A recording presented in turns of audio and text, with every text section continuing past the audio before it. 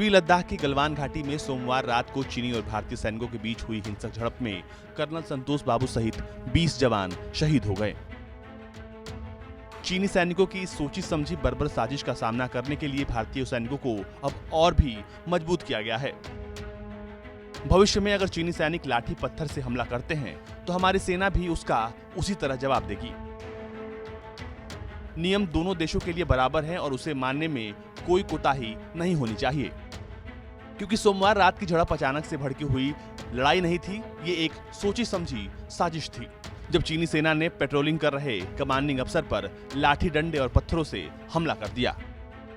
सूत्रों ने बताया है कि लाइन ऑफ एक्चुअल कंट्रोल के पास चीनी सेना का मुकाबला करने के लिए भारतीय सेना की तरफ से तेजी से पैदल सेना, तोपें और मशीन वाले हथियार भेजे जा रहे हैं।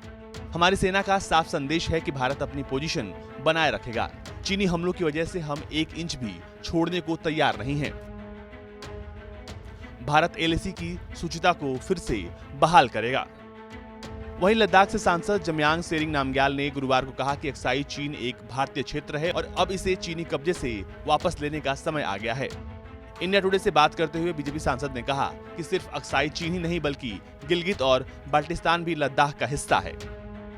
15 जून की रात लद्दाख की गलवान घाटी में चीन और भारत के सैनिकों के बीच हिंसा हुई थी। इस हिंसा में भारत के 20 जवान शहीद हो गए।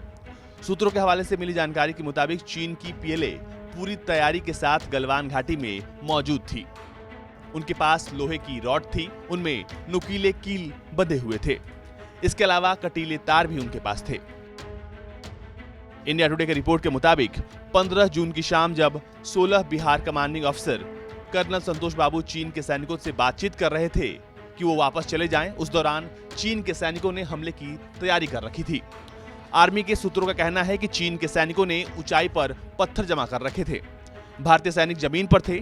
चीन के सैनिकों के पास प्रोटेक्टिव गियर भी थे। उन्होंने इस तरह की नुकीली आयरन रॉड जमा कर रखी थी।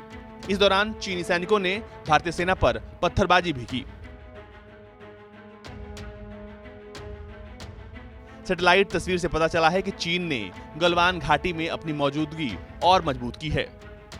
यहाँ चीन के 200 के करीब ट्रक और कई सारे टेंट नजर आ रहे हैं। साथ ही उसने सैनिकों की संख्या भी काफी बढ़ा दी है।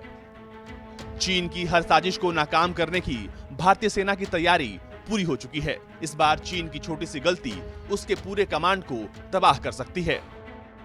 गौरव सावंत, भारत तक।